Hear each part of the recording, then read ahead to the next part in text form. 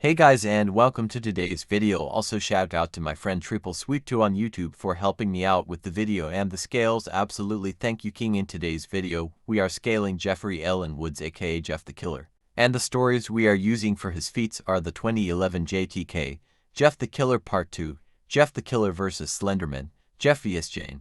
Jeff is back and right on time. I apologize if I get anything wrong or if anything is missing. I do hope you enjoy the video though, and feel free to like and subscribe. But let's get on with the video.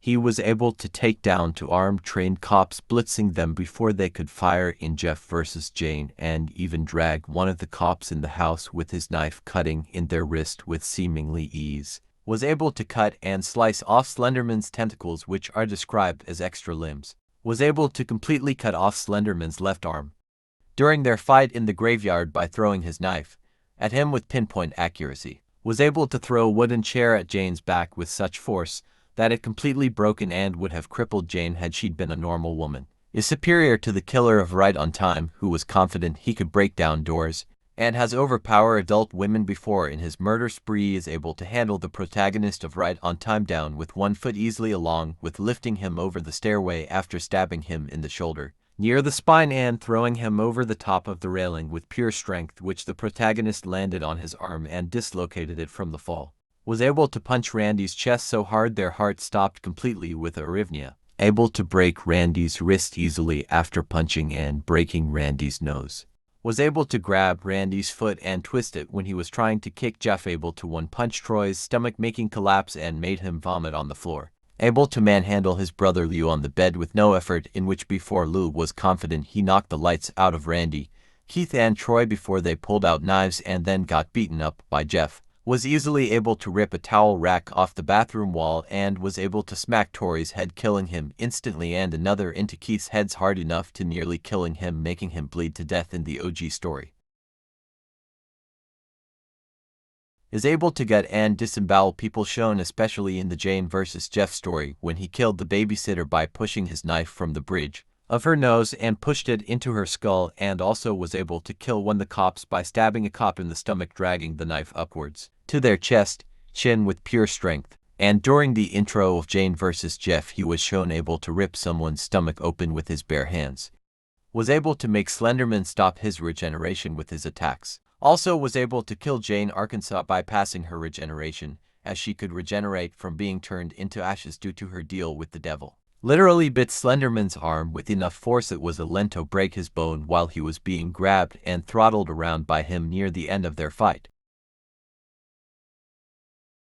Before the intro, victim's father could react and fire his 12-gauge shotgun, and within the same time dodge, leapt to the side and throw his knife into the dad's shoulder in a bow knife style from the OG story, and would have killed him in the same time before the cops showed up. Was able to no-diff his bullies in the first encounter, with Keith the most agile and probably the fastest of the bullies being too slow, with Jeff being too quick.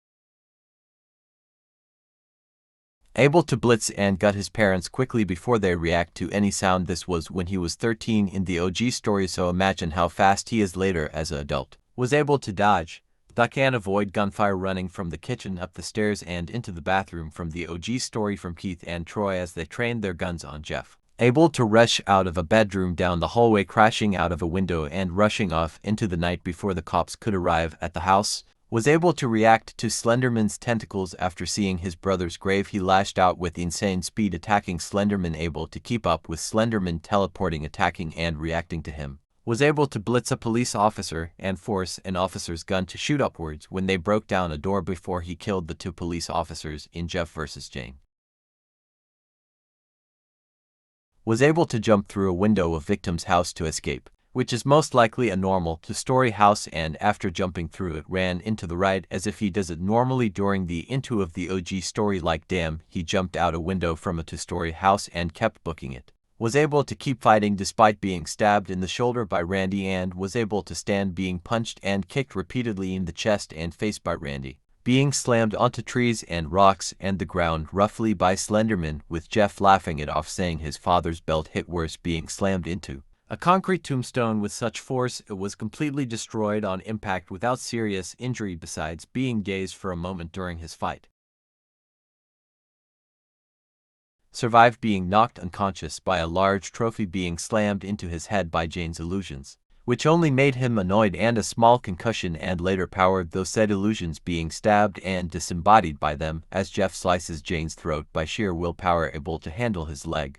Survived being impaled in the torso by a branch on a tree that went from his back to the torso, and survived, escaped a huge forest fire, while having said injury during the Slenderman fight, which he later was fine, besides a few gray burn marks on his skin when he found the couple walking around the burned forest, which is insane on how he escaped that, let alone survived. Also during his fight with Slenderman, he was stabbed in the stomach by accident by his knife, and Barley feels it only fueling his rage. Survived not only being fucking burned alive, recovering in supposed weeks instead of months, if not years, due to intensive burns, but also burning off his eyelids off along with cutting a smile into his face, all without dying from blood loss, infection, shock, or going blind, which he was still able to talk with Glasgow smile, which should be impossible, was able to be thrown though a glass patio door, then thrown into a kitchen and back into the living room quickly, with Barley any harm at all besides coughing a bit, but otherwise was fine, and Barley felt it. Survives falling down the stairs while he was set on fire in the OG story,